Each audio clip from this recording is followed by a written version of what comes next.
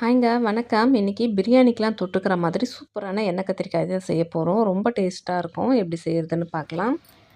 அதுக்கு ஒரு வானல் வச்சுக்கிறேன். வானல் வச்சு வெறும் வானலில் கொஞ்சம் வேர்க்கடலை சேர்த்து வறுத்துக்கலாம். நம்ம எத்தனை பேருக்கு செய்கிறோமோ அந்த அளவுக்கு நம்ம தேவையான அளவுக்கு வேர்க்கடலை எடுத்துக்கலாம். நான் ஒரு 3லேருந்து 4 ஸ்பூன் இருக்கும் எடுத்துருக்கேன். நல்லா வறுத்து எடுத்துக்கலாம். கூடவே ஒரு 4 ஸ்பூனுக்கு கம்மியாக வெந்தயம் சேர்த்துக்கிறேன். அது கூடவே ஒரு 1½ ஸ்பூன் அளவுக்கு எள்ளு சேர்த்துக்கிறேன். உங்கள்கிட்ட வெள்ளை எள்ளு இருந்தால் சேர்த்துக்கோங்க. என்கிட்ட இல்லை, அதனால் கருப்பு எள்ளு சேர்த்துருக்கேன். இது போல் நல்லா வறுத்து எடுத்துக்கலாம். அந்த எள்ளு போட்டதும் ரொம்ப நேரம் வறுக்கக்கூடாது, கரிஞ்சிரும். அது கொஞ்சம் படப்படன்னு பொரியும். அந்த அளவுக்கு வறுத்தா போதும். இப்போ இது எல்லாத்தையும் மிக்ஸி ஜாரில் சேர்த்துக்கலாம். இப்போ இது போல் கத்திரிக்காயை நல்லா 4ஆக கீறி போட்டுக்கிறேன். உள்ள பூச்சியெல்லாம் இல்லாமல் பார்த்து எடுத்துக்கணும்.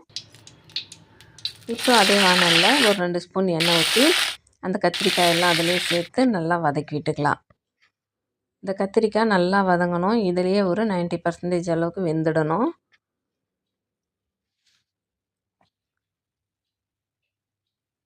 எண்ணெய் அதிகமாகலாம் விட தேவையில்ல, 2 ஸ்பூன் விட்டாலே போதும். இந்த அளவுக்கு நல்லா வெந்துருச்சு. இப்போ எடுத்துக்கலாம். தனியாக எடுத்து ஒரு பிளேட்டில் வச்சிடலாம். இப்போ அதே எண்ணெயில் இன்னும் கொஞ்சம் எண்ணெய் சேர்த்து கடுகு, சீரகம், மிளகு இது 3ஐயும் சேர்த்து பொரிச்சிக்கலாம். இப்போ ஒரு பெரிய சைஸ் வெங்காயம் நல்லா பொடியாக கட் பண்ணி வச்சுருக்கேன். அதையும் சேர்த்து நல்லா வதக்கிக்கிறேன்.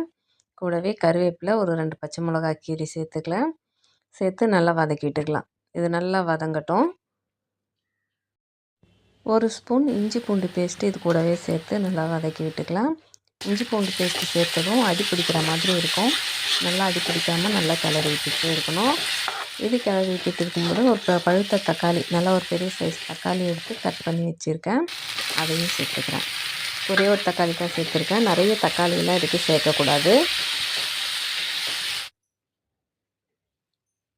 இப்போ தேவையான அளவு உப்பு சேர்த்துக்கலாம். தேவையான அளவுக்கு மிளகாய்த்தூள், நான் 1½ ஸ்பூன் மிளகாய்த்தூள் சேர்த்துருக்கேன். 1 ஸ்பூன் மல்லித்தூள், ஒரு 1/2 ஸ்பூன் மஞ்சள் தூள், சின்ன ஸ்பூனில் தான் மஞ்சள் தூள் சேர்த்துருக்கேன். இப்போ இது எல்லாத்தையும் அப்படியே எண்ணெயிலே நல்லா வதக்கிக்கலாம். நல்லா சுருண்டு வதங்கட்டும். தக்காளி, வெங்காயம் எல்லாம் ஒன்று சேர்ந்து வதங்கணும். தக்காளி வந்து நல்லா நசுங்கி வதங்கணும். எல்லாம் ஒன்றோட ஒன்று மிக்ஸ் ஆகிருக்கணும். இப்போது வதக்கி வச்சுருக்கிற கத்திரிக்காயை கூட சேர்த்து வதக்கிக்கலாம். ரொம்ப வதங்கி கத்திரிக்காய் வந்து உடைய தேவையில்லை. அதுக்குள்ளே புளி கரைச்சி வச்சுருக்கேன். அதையும் அது கூட சேர்த்துக்கிறேன். ஒரு சின்ன நெல்லிக்காய் அளவுக்கு புளி கரைச்சி அதில் ஊற்றி வதக்கிட்டுக்கலாம். ரொம்ப தண்ணி சேர்த்துடக்கூடாது, ஓரளவுக்கு சேர்த்தா போதும். இப்போ நம்ம அரைச்சி வச்சுருக்கோம்ல வேர்க்கடலை, எள்ளெல்லாம் அதையும் சேர்த்து இந்த வேர்க்கடலை மிக்ஸ் எல்லாம் கொஞ்சம் கட்டி கட்டியாக இருக்குது, அதெல்லாம் உடச்சி விட்டு நல்லா மிக்ஸ் பண்ணி விட்டுக்கலாம். மிக்ஸ் பண்ணி விட்டுட்டு அந்த மிக்ஸி ஜார்லேயே கொஞ்சமாக தண்ணி சேர்த்து அதில் ஊற்றிக்கிறேன். தண்ணி அதிகமாக ஊற்றிடக்கூடாது, கொஞ்சமாக ஊற்றினா போதும். அதிகமாக ஊற்றிட்டோம்னா அப்புறம் குழம்பு மாதிரி ஆகிடும். இது கொஞ்சம் நல்லா திக்கு கிரேவியாக இருந்தால் தான் நல்லாயிருக்கும். இது வந்து பார்த்திங்கன்னா ரொம்ப சூப்பராக இருக்கும். தோசை, இட்லி, பிரியாணி, சாதம்னு எல்லாத்துக்குமே சாப்பிட்லாம். ரொம்ப நல்லாயிருக்கும். இப்போ அப்படியே ஒரு மூடி போட்டு மூடி வச்சிடலாம். எல்லாமே ஆல்ரெடி வெந்து நல்லா சுருண்டு வந்திருக்கிறதுனால ஒரு 2 நிமிஷம் மூடி இருந்தாலே போதும். இது போல் எண்ணெய் பிரிஞ்சு வர ஆரம்பிச்சிடும். அப்படியே ஆஃப் பண்ணிட வேண்டியது தான்.